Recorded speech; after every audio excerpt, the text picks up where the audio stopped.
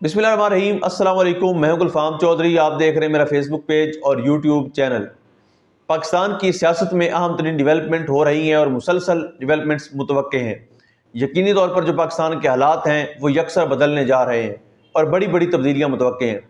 इस हवाले से हमारे साथ मौजूद है सिद्दीक जान साहब। उनसे जानते हैं क्या डेवलपमेंट हुई हैं, पहले उनकी बात सुनते हैं। इमरान खान की एक दरखास्त जानी थी, वो भी अभी तक नहीं हुई। फिर इमरान खान का मुसलसल जो पैगाम आ रहा था वो ओवरसीज पाकिस्तानियों के लिए आ रहा था, वो एक कम्युनिकेशन हो रही थी, वो भी एक मसला था।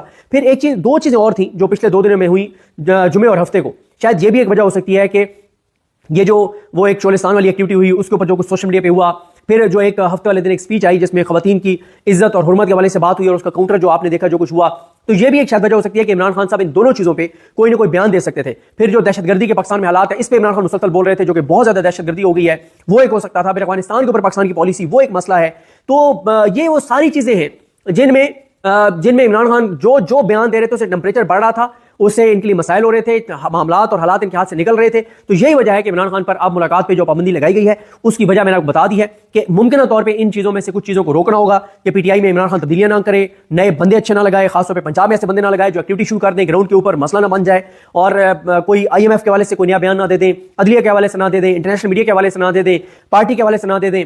और इन सारों के बाद जो एक इमरान खान साहब का लास्ट ट्वीट था, लास्ट इमरान खान का बयान था, उसमें कोई फर्दर एक्टिविटी ना हो जाए। वो क्या थी? वो ये थी, इमरान खान कहते हैं कि, और ये चीज मैं आपको बता दूं, ये जो KP की हुकूमत जो अफगानिस्तान के साथ मुज़ाकरात वाला वो चल रहा है ना सारा मामला, वो बेसिकली वफाकी हुकूमत को रेस्क्यू करने के लिए हो रहा है। वफाकी हुकूमत की मंशा से हो रहा है, उसकी पस पर्दा हमायत से ये चीजें हो रही हैं। अली अमीन गंडापुर एक मरतबा फिर वफाक को NRO देने जा रहे हैं, डील और ढील देने जा रहे हैं और बचाने जा रहे हैं। अफगानिस्तान के साथ अब बात हो रही है KP की हुकूमत को आगे रखकर, और यही नैरेटिव बनाया जाएगा कि हो KP की हुकूमत वायलेट कर रही है और नहीं कर सकती, लेकिन पस पर्दा KP की हुकूमत को हमायत हासिल है। यहां पर भी वो वफाक को एक बचा रहे हैं चीजों से, और वो एक अली अमीन गंडापुर साहब, क्योंकि इसके ऊपर इमरान अगर अफगानिस्तान के साथ बातचीत होनी है तो वो इमरान खान की मंजूरी से बहुत सारी चीजें डिस्कस होनी है, और अगर इमरान खान के साथ डिस्कनेक्ट होगा तो पता नहीं अफगानिस्तान के साथ क्या बात होगी KP की हुकूमत की। इमरान खान साहब कहते हैं जो एक वजह यह भी हो सकती है, ये जो मामला था कि रमजानुल मुबारक के बाद हम तमाम अपोजिशन जमातों के साथ मिलकर लाए अमल बनाएंगे और मुल्क गिर एहतजाजी तहरीक चलाएंगे। इस मकसद के लिए मैंने अपनी मुज़ाकराती कमेटी को राब्तों में तेजी लाने की हिदायत कर दिया है। हम मुल्क में कानून की हुक्मरानी के लिए पाकिस्तान के हर शोबे से मुंसलिक अफराद, वकला, किसानों, मजदूरों, उलमा और तलबा समेत सब पाकिस्तानी को दावत देंगे कि इस एहतजाज में शिरकत करें और अपने हकूक की बहाली के लिए निकलें। यह एहतजाज आइन और जमहूरियत की बहाली और हकीकी आज़ादी के लिए होगा। इसमें इमरान खान साहब का एक इस टीम से हटकर भी एक कम्युनिकेशन इमरान खान साहब की हो रही थी मौलाना फजल रहमान साहब के साथ, और उसमें चीजें बड़ी पॉजिटिव आगे बढ़ रही थी।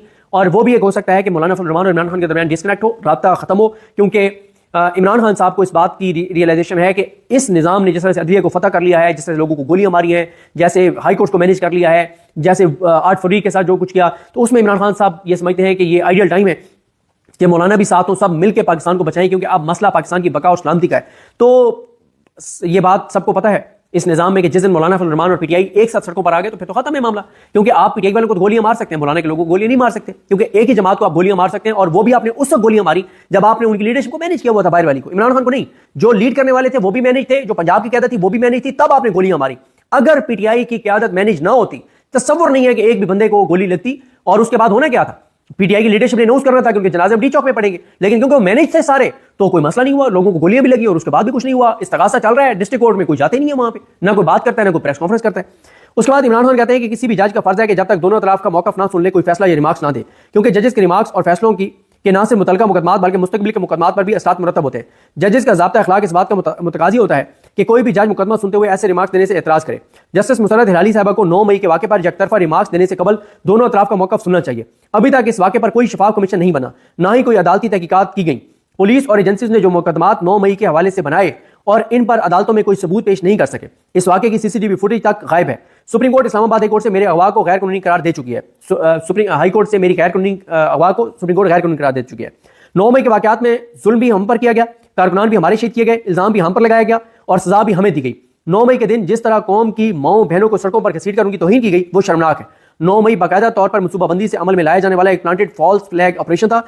इसमें किसी भी जी शऊर को कोई शुबा नहीं होना चाहिए। मुझे 9 मई वाले दिन इस्लामाबाद कोर्ट की हदूद से एक सोचे समझे मंसूबे के तहत बगैर वारंटी के रेंजर्स के हाथों तौहीन अमेज अंदाज में गैर कानूनी तौर पर हिरासत में लिया गया, ताकि अवाम के जज्बात उभारे जा सकें और फिर अपने लोग शामिल करवा के पुरअमन एहतजाज को फॉल्स फ्लैग ऑपरेशन में तब्दील कर दिया जाए। 9 मई से पहले ही हमारे 10,000 कारकुनान की फहरिस्तें तैयार थी, जिन्हें चंद दिनों में गिरफ्तार कर लिया गया। 9 मई की आड़ में पाकिस्तान के अवाम पर जुल्म और फस्तायत के पहाड़ तोड़ दिए गए। हमारे लोगों को शहीद और जख्मी किया गया, हजारों कारकुनान को गैर कानूनी छापे मारकर गिरफ्तार किया गया, जबरी तौर पर अगवा और गुमशुदगियां की गई, लोगों को मिलिट्री हिरासत में देकर तशद्दुद का निशाना बनाया गया। हमारे कई लीडरान और कारकुनान अभी तक उन मुकदमात में नाहक पाबंद सलासुल हैं। 9 मई का मकसद तहरीक इंसाफ को चलना था और यह सिलसिला अभी जारी है। 9 मई के झूठे बयानी की आड़ में लोगों के बुनियादी हकूक सलब करके उनसे जीने का हक छीना गया।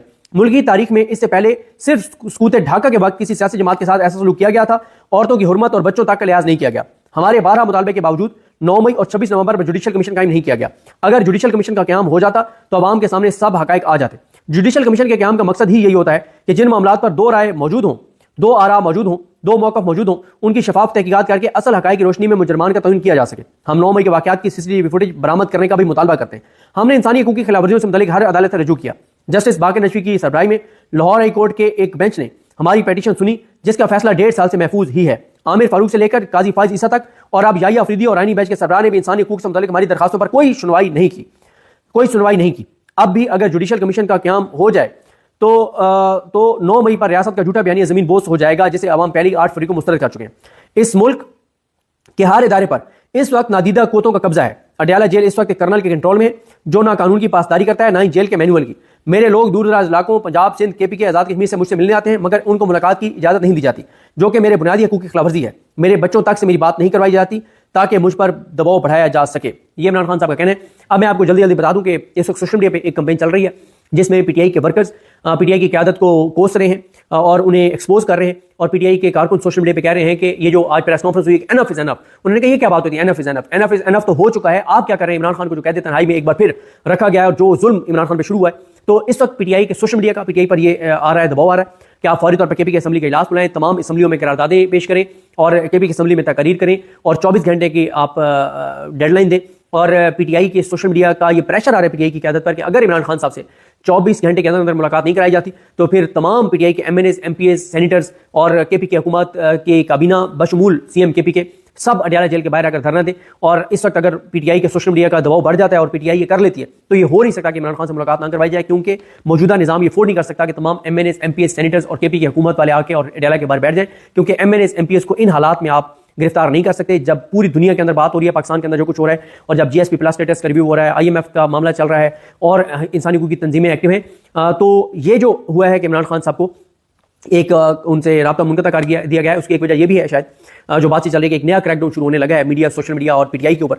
और अगर इमरान खान से राब्ता मुनक़ता होगा तो फिर PTI की बाहर वाली लीडरशिप तो ना आवाज़ उठाएगी, ना एहतजाज करेगी, ना टफ टाइम देगी, तो फिर स्मूथली वो सारा क्रैकडाउन मुकम्मल कर लिया जाएगा। तो ये भी एक बातचीत चल रही है। अब अल्लाह की ज़ात बेहतर जानती है कि एक्चुअल वजूहात क्या है, लेकिन ये बात तय है कि अगर PTI ने जो उनका सोशल मीडिया उनको कह रहा है कि आप ये 24 घंटे की डेडलाइन दें, वरना आप तमाम MNAs, MPs, सेनेटर्स और KPK हुकूमत के ओहदेदारान, जिम्मेदारान बशमूल CM KPK आगे अडयाला के बाहर बैठ जाएं। अगर ऐसा हो जाता है तो इमरान खान से मुलाकात फौरन करवा दी जाएगी, अदरवाइज इमरान खान से मुलाकात नहीं करवाई जाएगी। और इस वक्त तक PTI जो है वो ज़बानी कलामी हवाई फायरिंग कर रही है, ज़बानी कलामी दावे और इल्ज़ामात और धमकियाँ, गीदड़ भभकियाँ हो रही हैं। प्रैक्टिकल PTI कुछ भी इमरान खान से मुलाकात के लिए नहीं कर रही। जी बिल्कुल, जिस तरह से आपने सिद्दीक जान साहब को सुना कि आइंदा आने वाला जो हफ्ता है, ये चंद दिन है, ये पाकिस्तान की सियासत में कितने अहम हैं और इसमें जो पाकिस्तान की सियासत है उसमें कितनी बड़ी तब्दीलियां मुतवक्के हैं।